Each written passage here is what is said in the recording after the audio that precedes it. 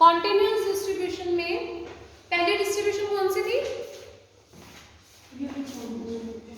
Continuous distributions में we have already discussed uniform distribution, after that exponential distribution.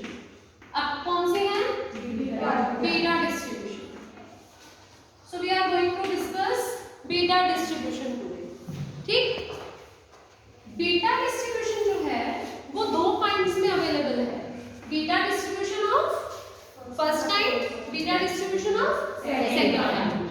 बच्चे beta distribution of first kind और beta distribution of second kind के क्या मतलब है?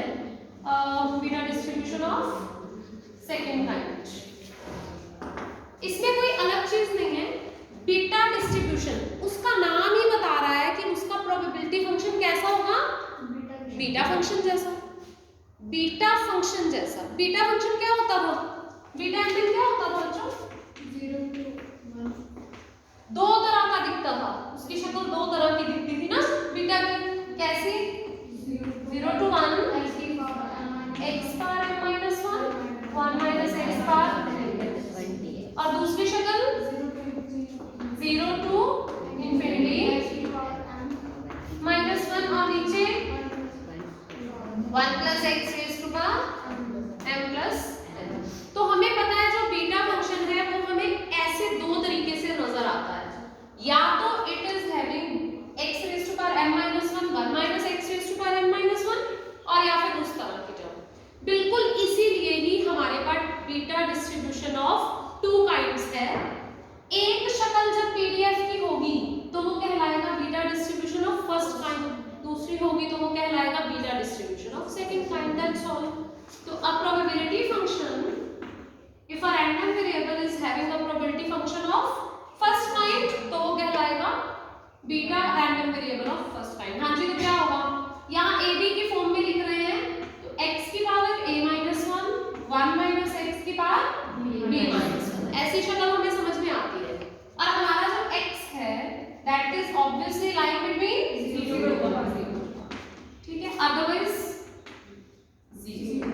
अब ध्यान से देखो, हम जो प्रोबेबिलिटी फंक्शन बनाते हैं वो एक वेल डिफाइंड प्रोबेबिलिटी फंक्शन होना चाहिए। अगर हमने ऐसी बना दी फॉर्म तो जब हम 0 से 1 इसकी इंटीग्रेशन करेंगे तो ये हमें क्या देगा? बीटा ए देगा, ठीक है। तो इसलिए इसको एक वेल डिफाइंड प्रोबेबिलिटी फंक्शन बनाने के लिए हम क्या करेंगे?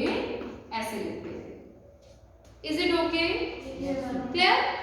तो जब आप beta distribution of first kind की बात कर रहे होंगे तो आपका जो प्रोबेबिलिटी फंक्शन है वो कुछ ऐसा नजर आएगा। क्लियर? क्यों ऐसा बनाया ये तुम्हें समझ में आ ही रहा है, ठीक है। तो आप कहोगे define a function like this, a random variable having probability function of this type is known as to follow beta distribution of first kind। डिनोशन समझ में आ गई? इसको ऐसे डिनोट किया जाता है, x is following beta distribution of first kind beta a b। तो आपका जो प्रोबेबिलिटी फंक्शन है वो कुछ ऐसा नजर आ रहा है, ठीक। इसके बाद क्या करना होता है? वेल डिफाइंड प्रोबेबिलिटी फंक्शन कैसे? पॉजिटिव है, ये डिफाइंड भी पॉजिटिव के लिए है, बीटा गामा पढ़े थे ना, अगर ए बी पॉजिटिव होंगे तभी ये डिफाइंड होगा, ठीक है।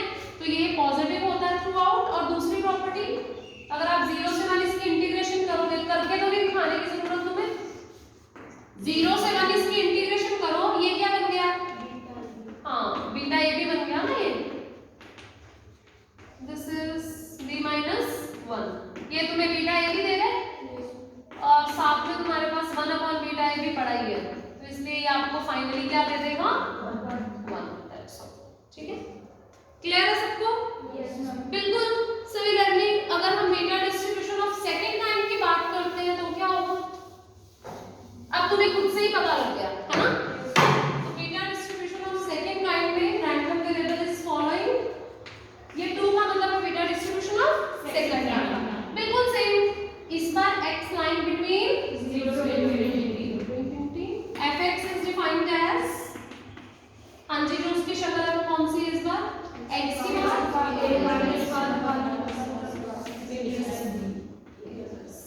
that's all about beta distribution of first kind and second kind। ठीक हो गया? सिंपल।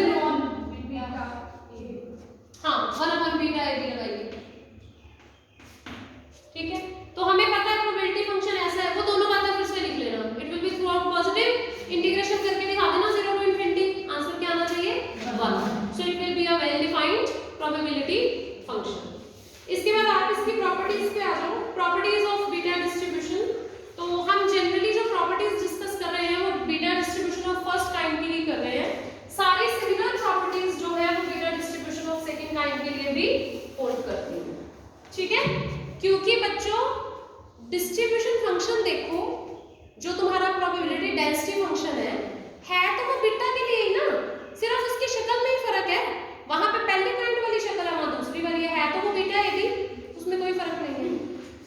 उसके बाद अगर हम प्रॉपर्टीज की बात करें तो वी आर हैविंग से mean, variance, moment generating function, है ना, मोड, इस तरह से you can discuss a variety of properties, ठीक है। मीन की बात करोगे तो क्या होगा, एक्सपेक्टेशन एक्स लगा दीजिए। एक्सपेक्टेशन एक्स मतलब x का प्रोबेबिलिटी फंक्शन क्या था फर्स्ट काइंड का, ठीक है, साथ में बीटा ए बी, और x जो है line between 0 to what it, expectation x करोगे तो फिर 1 minus x raised to power b minus 1, यहाँ पे बीटा a 0 से 1 इंटीग्रेशन, ठीक हो गया। तो ये 1 अपॉन बीटा ए भी बाहर आ जाएगा, ये क्या बन गया 0 to 1 x की पावर a रह गई, इसकी पावर, हाँ जी। ये तो बड़े सिंपल क्वेश्चंस हो गए। फिर जितने भी आर्टिकल्स तुम यहाँ करोगे हर किसी में बीटा फंक्शन से काम शुरू करोगे, बीटा फंक्शन इवेंट बन जाएगा। ये कौन सा बन गया बेटा, beta A, that's it.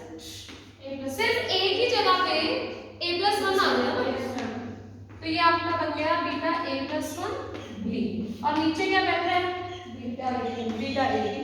So what it will give you, beta a+1 b को सॉल्व करोगे तो क्या होता ना, gamma a gamma b। Factorial में भी लिख सकते हो, फैक्टोरियल में -1 करना होता है ना, one and the same thing. Gamma a+b होता था ना, और नीचे वाले को खोलोगे तो ये गामा a+1 है, ऊपर वाला बच्चे beta A B, gamma A gamma B divided by gamma a+b, यहाँ पे गामा ए गामा बी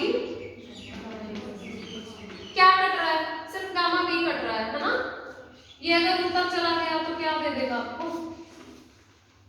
ये कट जाएगा बच्चों, दिस इज a गामा ए ना, तो gamma A cancel, you just left with a only, this is gamma a+b into a+b gamma a+b, got it, so it gives you a+b।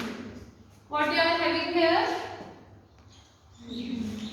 you have find mean, तो आपका जो mean है वो क्या बन रहा है बच्चे, बन के a upon a+, तो आप इस तरह से इसकी सारी प्रॉपर्टीज करेंगे। Mean is coming out to be a upon a+, हाँ जी। वेरिएंस क्या हो जाएगा, अब सीधा एक्सपेक्टेशन x स्क्वायर करोगे ना, इस बार एक्सपेक्टेशन x स्क्वायर करोगे तो ये रही पीडीएफ, इसके साथ x स्क्वायर 0 से 1 dx, यही होना है। x स्क्वायर से क्या हो जाएगा 1 अपॉन बीटा ए भी बाहर, इस बार x की पावर कितनी बन गई a+1 बन गई,